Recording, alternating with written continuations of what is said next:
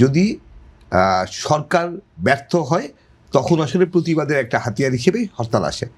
এখন প্রতিবাদ করতে গিয়ে আসলেই সরকার ব্যর্থ হয়েছে কিনা সেই মূল্যায়নটা তো গুরুত্বপূর্ণ। এবং যদি যদি সত্যিই সরকার ব্যর্থ হয়, প্রতিবাদ হিসেবে যদি হরতাল আসে, সাধারণ মানুষ কিন্তু সেই হরতালকে সমর্থন করবে। কিন্তু যদি অন্যায়ভাবে হরতাল দেওয়া হয় তখন কিন্তু মানুষের সমর্থন থাকে না। সো হরতাল যে কেউ ডাকতে পারে, যেটা কিছুক্ষণ আগে গুলশাদ ভাই বলছিলেন যে হরতাল ডাকতেই পারে, কিন্তু হরতাল ডাকার মানে হলে যে হরতাল ইম্পোজ করা যাবে না। হরতাল ডাকলেও মানুষ যদি সমর্থন করে, মানুষ ঘর থেকে বেরোবে না বিরোধী দলের ডাকে সমর্থন জানিয়ে।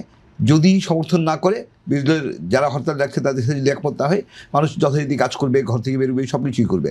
সেখানে জোর করে বাধা দেওয়া, হরতাল মানতেই হবে, নইলে গাড়ি ভয় দেখানো, গাড়ি ভাঙা, রাস্তায় মানুষকে বাধা দেওয়া, অফিস চালাতে, ব্যবসা বাণিজ্য চালাতে, ব্যাংক চালাতে বাধা দেওয়া, সেই ধরনের যে কোনো তৎপরতা, মানুষের স্বাভাবিক জীবনকে জোরপূর্বক ব্যাহত করার যে কোনো প্রবণতা নিঃসন্দেহে এরই মধ্যে বেআইনি। এটা আলাদা করে নতুন করে আইন করার দরকার নেই।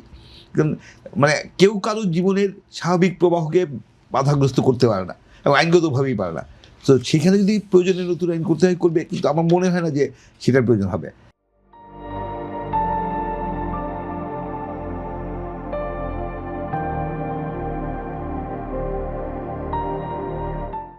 আমি একটু অন্য বিষয়ে আসতে চাই, একদম যে বিষয়টা আসলে আপনি শুরু করেছিলেন, যে আমরা আসলে কেমন সরকার, কেমন বিরোধী দল দেখতে চাই, কিংবা আমরা আসলে কেমন সংসদ দেখতে চাই।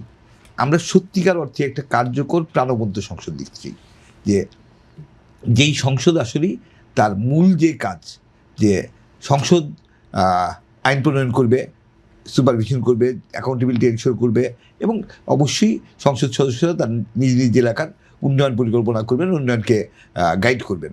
সেরকম একটা কার্যকর সংসদ দেখতে চাই। সংসদের মাধ্যমে সরকারের জবাবদিহিতা তৈরি হবে, স্বচ্ছতা নিশ্চিত করবে, দুর্নীতিমুক্ত একটা সমাজ গড়ার ক্ষেত্রে এবং কল্যাণমূলক রাষ্ট্রে বাংলাদেশকে পরিণত করার জন্য সংসদ কার্যকর ভূমিকা রাখবে, সেটা আমরা আশা করি। সেখানে আমাদের আসলে চাওয়াগুলো খুব বেশি না। আমরা মনে করি যে মানুষ তার নিজের শক্তিতেই অনেক এগিয়ে যেতে পারে, এবং বাংলাদেশের যে অর্থনৈতিক উন্নয়ন, সেটা আসলে 91-এর পর যখন ব্যক্তি খাতের দিকে অনেক বেশি গুরুত্ব দেওয়া হলো, তখন কিন্তু মানুষ নিজ উদ্যোগে বিনিয়োগ করে, নিজ উদ্যোক্তা হয়ে উঠে মানুষ অর্থনীতিকে বিকশিত করেছে। সরকার যে অনেক কিছু করে দিয়েছে তা না, সরকার যেটা বরং অনেক ক্ষেত্রে নীতিগত বাধা তৈরি করেছে। আমরা আশা করব যে নতুন যে সরকার গঠিত হতে যাচ্ছে, সেই সরকার মানুষের এগিয়ে যাওয়ার পথের সব বাধা দূর করবে। মানুষকে যাতে দুর্নীতির শিকার হতে না হয়, মানুষকে যাতে আমলাতান্ত্রিক বাধার শিকার না হতে হয়, মানুষকে যাতে কোনো অন্যায় অবিচারের শিকার হতে না হয়, প্রত্যেকটা ক্ষেত্রে যাতে আইনের শাসন প্রয়োগ কার্যকর হয়, সেই জায়গাগুলিতে সরকার নিশ্চিত করবে।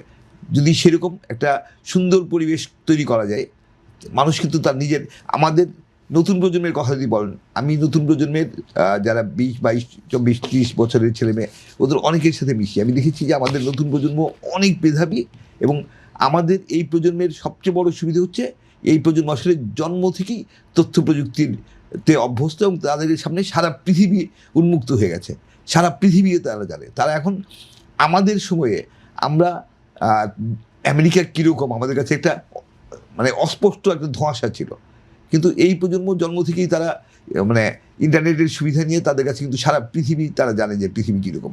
সো পৃথিবীর চেয়ে আমরা পিছিয়ে আছি এটা মানতে তারা কোনোভাবেই রাজি না। তাদের প্রচণ্ড দেশপ্রেম আছে, যেটা তারা 24-এর জুলাই আগস্টে দেখেছে, যে দেশের জন্য তারা জীবন দিতে পারে অকাতরে। সেই প্রজন্মকে কোনোভাবে বাধাগ্রস্ত করে রাখা উচিত না। তাদের আপন শক্তিতেই তারা বিকশিত হবে। তাদের বিকাশের পথে সব বাধা সরিয়ে নিন, সেটা আমাদের সবচেয়ে বড় প্রত্যাশা এই সরকারের কাছ থেকে, নতুন সংসদ, নতুন সরকারের কাছে।